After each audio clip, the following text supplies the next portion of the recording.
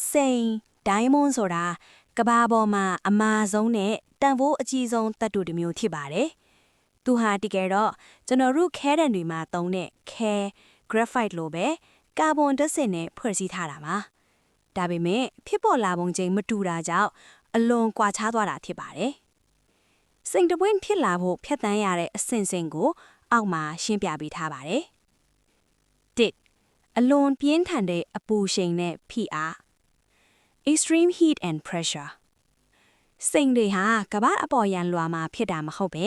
မြေအောက်အနက်မိုင်100ကီလိုမီတာ160ဝန်းကျင်မှာဖြစ်ပေါ်တာပါအဲ့ဒီနေရာမှာအပူချိန်2000ဒီဂရီဖာရင်ဟိုက်ဝန်းကျင်ရှိပါတယ်ဖိအားလေထုဖိအားလည်းအဆပေါင်း9000ကျော်ပိုများပါတယ်ဒီလောက်ပြင်းထန်တဲ့အခြေအနေအောက်မှာကာဗွန်အက်တမ်တွေဟာတစ်ခုနဲ့တစ်ခုအလွန်ကျစ်လစ်စွာပေါင်းစည်းသွားပြီးစိန်အဖြစ်ပြောင်းလဲသွားတာပါနှစ်ချော်ရည်တွေနဲ့အတူကမ္ဘာမျက်နှာပြင်ပေါ်ရောက်လာခြင်း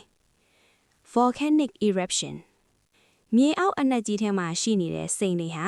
သူ့အလိုအပေါ်ကိုတတ်မလာနိုင်ပါဘူး kimberlite pipes လွန်ခဲ့တဲ့နှစ်ပေါင်းတန်းချီကထူဖွားခဲ့တဲ့အလွန်အားပြင်းတဲ့မီးတောင်ပေါက်ကွဲမှုတွေကြောင့်မြေအောက်ကချော်ရည် magma တွေဟာစိန်တွေကိုတည်ဆောင်ပြီးကမ္ဘာမျက်နှာပြင်စီအရှိန်နဲ့တက်လာပါတယ်။အဲ့ဒီချော်ရည်တွေအေးခဲသွားတဲ့အခါ kimberlite လို့ခေါ်တဲ့ကြောက်တုံးတွေထဲမှာစိန်တွေပိုက်မိနေခဲ့တာဖြစ်ပါတယ်။3. တူးဖော်ခြင်းနဲ့သွေးခြင်း mining and cutting လူတွေဟာအဲ့ဒီ kimberlite ကြောက်တုံးတွေကိုတူးဖော်ပြီးစိန်ရိုင်းတွေကိုရှာဖွေကြပါတယ်။စိန်ရိုင်းအစပိုင်းမှာတော့စိန်ဟာထန်းခွဲစလိုမျိုးပုံစံမကြပဲအယောင်မိတ်မိုင်ပဲရှိပါတယ်။သွေးချင်းကျွမ်းကျင်ပညာရှင်တွေကစိန်ရဲ့မျက်နှာပြင်တွေကိုစနစ်တကျဖြတ်တောက်သွေးလိုက်တဲ့အခါမှသာကျွန်တော်တို့မြင်ရတဲ့တောက်ပတဲ့စိန်ခွင်လေးတွေဖြစ်လာတာပါ။၄. စိတ်ဝင်စားစရာအချက်များတက်တန်းတင်မြင်ပြီးသမျှစိန်တိုင်းဟာအနည်းဆုံးတက်တန်း2000ပေါင်1000ကျော်ရှိပါတယ်။တချို့စိန်တွေဆိုရင်ကဘာကြီးစတင်ဖြစ်ပေါ်တဲ့အချိန်ကတည်းကရှိနေတာပါ။ဓာတ်ခွဲလန်းစိန် lab grown diamonds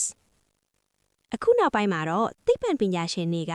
မြေအောက်ကအခြေအနေတွေကိုဓာတ်ခွဲလန်းထဲမှာဖန်တီးပြီးရက်တစ်ပတ်အနည်းငယ်အတွင်းမှာပဲစိန်အစစ်နဲ့ဂုံတက်တီချင်းတူနေတဲ့စိန်တွေကိုဖန်တီးနိုင်နေပြီဖြစ်ပါတယ်။အနှစ်ချုပ်စိန်ဆိုတာဖိအားတန်ကိုအလွန်အမြဲခံနိုင်ခဲ့တဲ့ကာဗွန်ခဲဖြစ်ပါတယ်